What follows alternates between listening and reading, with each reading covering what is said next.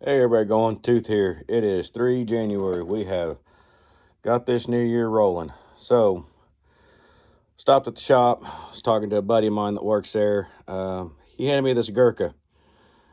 Told him about my big knife breaking. And he goes, here, try this one out. Let me know what you think. Um, haven't weighed it yet. Doesn't feel that heavy.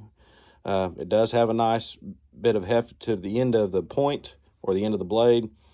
We'll see how that does on chopping. About 3/16 thick. I'm going to say this is 2 pounds or less, be honest with you. It's not as heavy as my old knife. So we'll see how it works. Got plastic here on the handle, and then it's got this rubber gripping on here. I don't know. Trying new things, not my thing, but hey, we'll give it a shot. Price tag on this is 75 bucks, and I don't know what they go for online. That's just what he had on at his shop. And he got this in. It's a one-off deal that just got dropped off. Kershaw's the make at his shop. And he's like, hey, man, I know you go do a lot of stuff in the woods. Give this a shot. Tell me what you think. Let me know if it's worth the 75 bucks. So, and above that, you got my other big knife. Well, one of my other big knives, my favorite big knife. And like I was talking about, I'm pretty sure what happened. Generally, I was batoning when it broke. So right here, this part was embedded in a piece of wood where a lot of the splitting was done, to be 100% honest with you. And I'm pretty sure I hit right back in here. And this, after 3 years of doing that, I guess it developed a weak point right here and caused that to happen. But if you look in there, I don't see any air pockets. I'm assuming a crack formed, and that's why you have the 3 different colors. And it was just so small, I didn't see it. Plus the finish on this blade, I mean, it was a lot better than this. Like I said, it got abused for 3 years, cutting down pine trees, oak trees, all sorts of, I mean, I couldn't tell you how many different types of trees it cut down. I know at one point in time we were down in southwest Oklahoma, and I was having a really hard time batoning some wood that was cut down with a chainsaw. That piece of wood, I need to learn what my trees are. I mean, that's all it is, because it wound up being a piece of boat arc, and that dude was tough. And who knows, maybe that's where I broke it at. I couldn't tell you. But on the mountain, I think I put a video up of the knife, a Boker Extreme, I think is what it's called. It's got a 10-inch blade on it. And the whole thing on this deal right here is not just to show you the knife that was given to me to try out, but I got to ask a question, and it was actually by one of the guys at the store, because me and my buddy were talking about my knife I broke. And he goes, why do you use such a big knife? And basically what I explained to him is, from time to time, I load up and I'll just go for a long walk in the woods. And this was the knife I always took with me. Very versatile.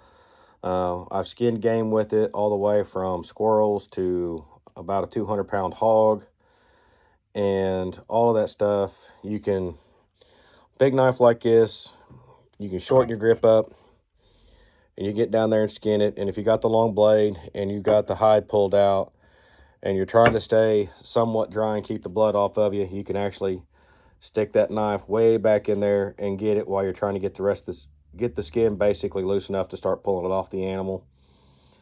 Yeah, on a decent sized animal anyway. Chopping trees down, that thing worked great, especially with the way it was designed with the heavier ended blade. That was the purpose of it, to give it a little bit more throw. Because anybody that uses knives and you're trying to chop stuff down, you don't use your whole arm. You're using a lot of your wrist to give it a throw, and it gives it more force, impact, and makes deeper cuts out here. So there's that. Yeah, and then also batoning. Man, I watch some of these survival guys. They go in there, they baton stuff on YouTube, and they're using little 5-7 inch knife. I mean, yeah, that's cool if your wood is that small, but if you're, for like me, I try to process, I take a tree down, I try to process the whole thing. And if I'm out just walking around, yeah, I'm going to cut a small tree down, but back up at camp, I'll use a chainsaw and I'll take an actual tree down, use an axe to split it out and get it down small enough to where I can use one of these big knives to do like we showed you on the mountain, get it down small enough, thumb size to pinky size, get us down to the dry wood. And even though it's green, we can still get it lit and get it going with just about any type of fire starter that we've used. We've been able to do that with. And plus some of that green stuff, once you get it going and you get the bed of coals going good enough, it burns hotter, it burns longer, makes life a little easier to cook with over the fire. It's a little more regulated than just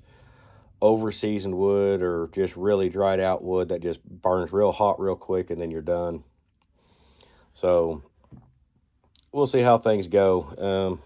Like I said, this knife, I mean, if it's more than 2.5 pounds, I'd be surprised. But that Gurkha design does give a pretty decent feel right now towards the ends, which will probably help with chopping. I know a little bit of history on Gurkha knives is it was actually a military style knife.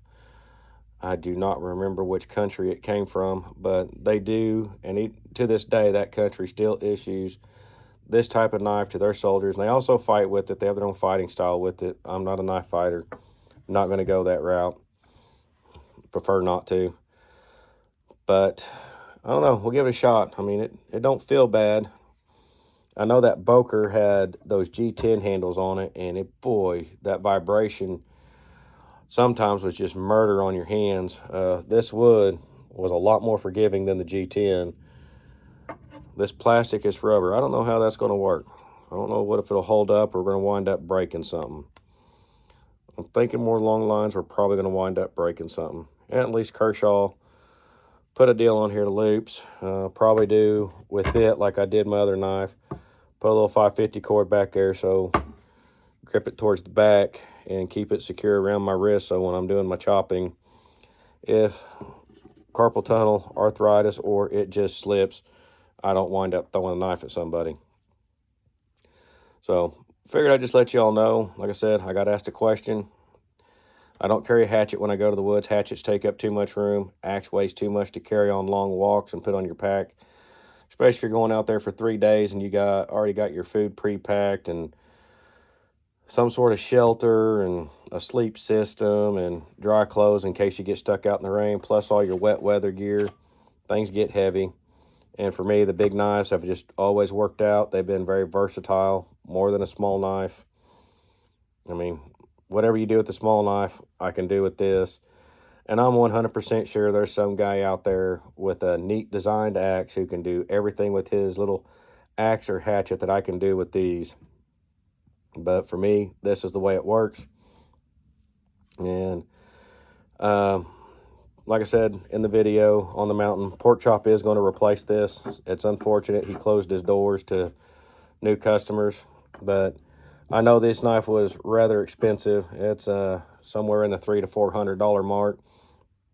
Maybe a little bit cheaper since there wasn't a whole lot of real design stuff that goes into this knife. I mean, the handle, the sheath is all on the price tag on it.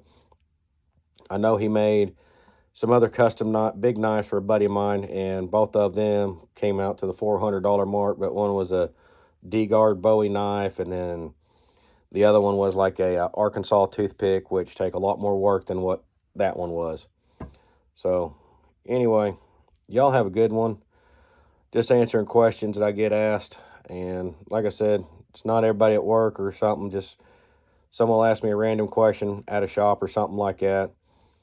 So, but after that explanation, that individual, like I said, this was the only Gurkha he had, but he had another big Kershaw Bowie knife in there that individual bought, and we kind of went over how to use it a little bit. So that individual is going to go give that a shot and made my buddy a little bit of money. So y'all have a good one.